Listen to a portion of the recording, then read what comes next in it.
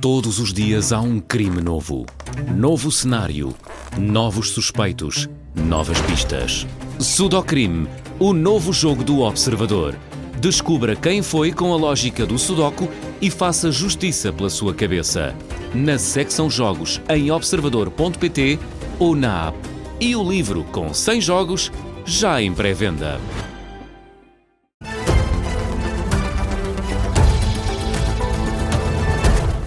Jornal das 6, com o Vasco Maldonado Correia. Luís Marques Mendes está a preparar o regresso ao comentário televisivo e descarta voltar a candidatar-se a um cargo político. Apesar de passar hoje pela Universidade de Verão do PSD, o Observador sabe que esse caminho está fora dos planos. O antigo líder do PSD pretende retomar, no final do ano, a intervenção no espaço público e mediático com o regresso ao comentário público numa televisão. O que pode acontecer já no final do ano. Nos últimos meses, depois da derrota nas eleições presidenciais, têm chegado convites de vários canais televisivos. Ainda não estão decididos nem sequer negociados os termos desse regresso.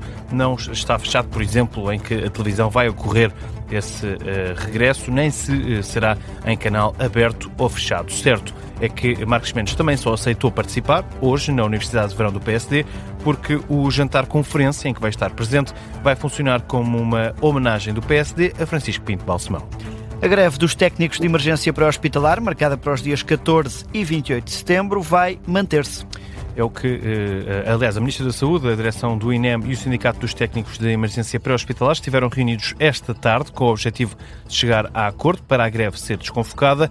O encontro decorreu na sede do Ministério da Saúde, em Lisboa, onde está a repórter Teresa Freire. Mas, Teresa, a greve vai manter-se.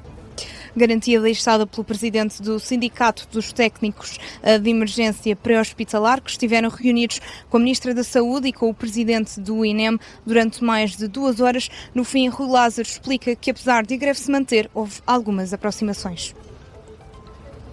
Houve uma aproximação quanto ao Governo conseguir nos garantir que as atuais 56 ambulantes de emergência médica se mantêm quase na totalidade, ou salvo raras exceções, disponíveis para socorrer os cidadãos, que essa é a nossa reivindicação. Também, enfim, aproximação, no caso das ambulâncias TIV, de que se possa eventualmente avançar com projetos piloto para análise e posteriormente decisão mais tarde.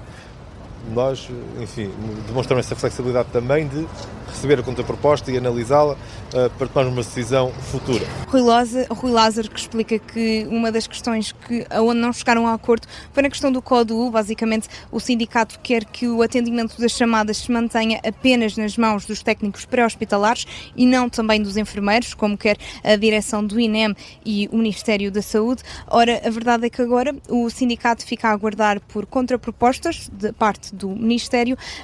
Não confirma ou não se a greve poderá ainda vir a ser desconvocada. Iremos receber nos próximos dias uma contraproposta do Sr. Presidente do INEM, em nome do Governo e da Sra. Ministra, para que possamos analisar. Neste momento, para já a greve continua agendada e se a contraproposta for possível ser aceita por nós e que nós percebamos que a resposta que o INEM dá não é colocada em causa e que, por outro lado, sai reforçada, é isso que pedimos no nosso caderno reivindicativo. Se assim for, teremos todo o gosto em desconvocar a greve. Bem, caso contrário, a greve prosseguirá. Rui Lázaro, no fim desta reunião, aqui na sede do Ministério da Saúde, a greve de dia 14 e de dia 26 de setembro mantém-se. Ora, o presidente do Sindicato dos Técnicos Pré-Hospitalares deixa ainda a garantia que se mantém a queixa-crime contra o presidente do INEM, Luís Cabral, pelas declarações que o mesmo fez e que desagradaram ao sindicato.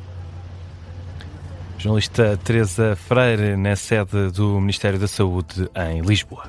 Depois dos apelos da ONU, o CDS e o Chega rejeitam retirar as iniciativas para alterar a lei da identidade de género. Em causa os projetos de lei do PSD, Chega e CDS, que prevêem a obrigatoriedade de uma validação médica para a mudança de nome e de género no registro civil. O Alto Comissário da ONU para os Direitos Humanos enviou uma carta ao Presidente da Assembleia da República em que explica que essas iniciativas podem ter um impacto negativo no exercício de vários direitos humanos consagrados em tratados ratificados por Portugal. Pede por isso que esses projetos sejam ou retirados ou, no mínimo, revistos. André Ventura já reagiu para garantir que mantém o projeto. A tentativa das Nações Unidas de impor a Portugal uma agenda woke de perseguição daqueles que pensam diferente, de dominação e de ingerência numa matéria tão sensível como esta, não pode ser aceitável por nenhuma força política. Isto não é um puxão de orelhas, é uma ingerência naquilo que nós temos como fundamental. As crianças não devem ser objeto de experimentalismo científico nem sociológico da esquerda. Mudar de sexo não é normal e não deve ser permitido em crianças e em menores. Não devemos contribuir para a aberração, não devemos contribuir para o sofrimento. Ingerência é o que se queixa André Ventura aqui numa declaração enviada esta tarde às redações, sendo que esta tarde a Rádio Observador também, Paulo Núncio, já tinha garantido que não vai recuar com o projeto. Uma portuguesa está entre os desaparecidos da tragédia na fronteira entre o Nepal e o Tibete. É o que indica o Observador, fonte do Ministério dos Negócios Estrangeiros. Essa cidadã nacional que está desaparecida estava num grupo no posto fronteiriço do lado do Nepal. A atualização mais recente aponta para 95 mortos, quase 400 desaparecidos, depois dessa enxurrada entre a fronteira do Nepal e do Tibete. Mas, Martim Madeira, agora connosco em estúdio, convém perceber, antes de mais, o que é uma enxurrada. Uma enxurrada, Vasco, é uma corrente violenta e rápida de água, é o que também indica o Ministro dos Negócios Estrangeiros do Nepal. Diz que isto se deu devido a um tremor de terra que originou depois um enorme deslizamento de terras, que acabou por bloquear e fazer transbordar o rio Bekotchi.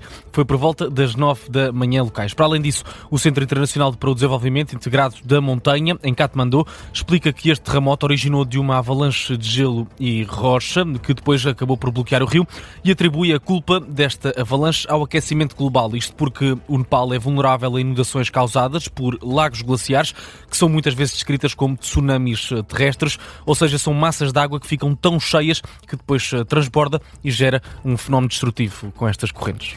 E Martim, falando nesse fenómeno destrutivo, passando por aqui uma enxurrada, como é que ficou esta região? A região ficou completamente destruída, foi um tsunami, no fundo, no solo, é como se fosse um tsunami vindo do mar, só que desta vez vem da montanha, vem dos vales, uma leva de água acabou por levar tudo pela frente, casas destruídas, submersas, outras foram completamente consumidas pela terra e pela lama. Se olharmos para as imagens das aldeias, vemos as aldeias pintadas num castanho lamacento.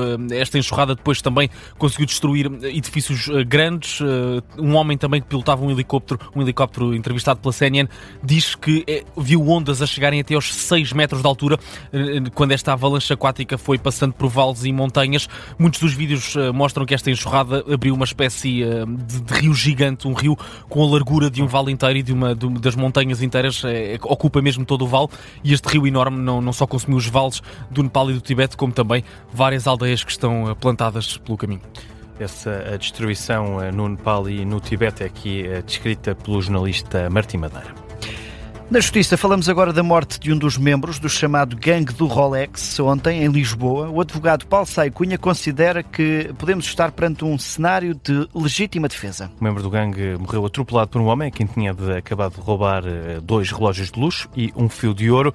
À Rádio Observador, no explicador, Paulo Saio Cunha explica que as circunstâncias em que ocorreu o atropelamento podem ser uma causa de justificação do facto. O que se tem entendido, e há até acórdãos recentes do Supremo Tribunal de Justiça, é que nos crimes contra a propriedade, por exemplo, quando alguém subtrai uma coisa e a vítima imediatamente persegue o autor desse furto ou desse roubo, que enquanto essa perseguição durar e enquanto o autor do furto ou do roubo não tiver a posse pacífica da coisa que furtou, ainda se verifica a atualidade da legítima defesa.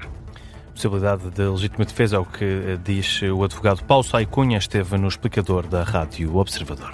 A Associação Portuguesa de Bancos deixa um alerta de que várias pessoas têm recebido chamadas e mensagens fraudulentas em que é utilizado o contacto oficial desta organização. A Associação explica que o contacto tem sido usado por pessoas que se apresentam falsamente como colaboradores. Nestas chamadas fazem pedidos pessoais, pedem informações bancárias e também códigos de autenticação. Em entrevista à Rádio Observador, o secretário-geral da Associação Portuguesa dos Bancos, Norberto Rosa, deixa alguns conselhos. Mesmo que aparentemente seja de uma instituição credível, como a APD, não forneçam qualquer informação pessoal ou bancária, não partilhem os passwords, os códigos de autenticação ou qualquer outro elemento de segurança, terminem imediatamente a chamada e contatem a sua instituição de crédito. Norberto Rosa recorda que estas tentativas de fraude podem ser travadas mais facilmente com uma alteração legislativa. Pede, por isso, ajuda ao Parlamento. Está neste momento na Assembleia da República uma nova proposta de Lei de Comunicações que vai dar o enquadramento legal necessário para a ANACOM regulamentar esta situação e as operadoras passarem a bloquear essas contas. Quando isso acontecer, naturalmente a dimensão destas fraudes vai se reduzir. O processo legislativo tem sido lento e temos vindo a apelar para que o processo seja o mais rapidamente possível. Norberto Rosa informa também que a Associação Portuguesa dos Bancos já contactou a Polícia Judiciária e a ANACOM para averiguar este tipo de casos. Passam agora 10 minutos das 6 da tarde. Vasco, que outras notícias marcam a atualidade? O Presidente da República almoçou hoje com o antecessor Marcelo Rebelo de Sousa, é o que revelou numa publicação nas redes sociais. António José Seguro afirma que convidou o antigo chefe de Estado e revela que o encontro ficou marcado por uma grande simpatia entre os dois. Neste mandato, o Presidente da República já convidou outros antecessores, como António Ramalhianes e Aníbal Cavaco Silva. A estação de metro do Cais de Sodré reabre amanhã, depois de ter estado 19 dias encerrada para obras. A circulação foi interrompida no dia 8 de agosto para intervenções relacionadas com a futura linha circular. Em comunicado, o Metropolitano de Lisboa refere que a abertura está prevista para as 6 da manhã de amanhã, nos dois sentidos, entre Telheiras e o Cais de Sodré, mas ainda hoje o troço entre Martim Moniz e Cais de Sodré vai ser encerrado às 11 da noite para permitir a abertura da estação. E Miguel, ao longo dos últimos dias temos falado várias vezes no navio Drakkar Viking Orkan, que agora está no norte de Portugal. E esta iniciativa é o que é mesmo? Estamos a falar de uma embarcação inspirada nos tradicionais navios vikings, quase 30 metros de comprimento e cerca de 20 tripulantes, e agora está no Porto de Leixões. E em Portugal esta iniciativa desenvolve-se porque... à boleia de que iniciativa? Faz parte da expedição Batar 2026. O navio está a percorrer a costa portuguesa há 10 dias. Já passou por Vila Real de Santo António, Sines, Setúbal, Lisboa e Peniche. Agora o Porto de Leixões é o destino final. O grande objetivo deste projeto é a expedição prevista para o próximo ano, com destino a Nova Iorque. Vai, por isso, atravessar o Atlântico. Esta viagem por Portugal serve, por isso, para os tripulantes testarem o navio antes dessa grande rota. E nós temos também bons apontamentos sobre esse tipo de expedições. O Vasco Maldonado Correia está de regresso quando forem 6h30 da tarde.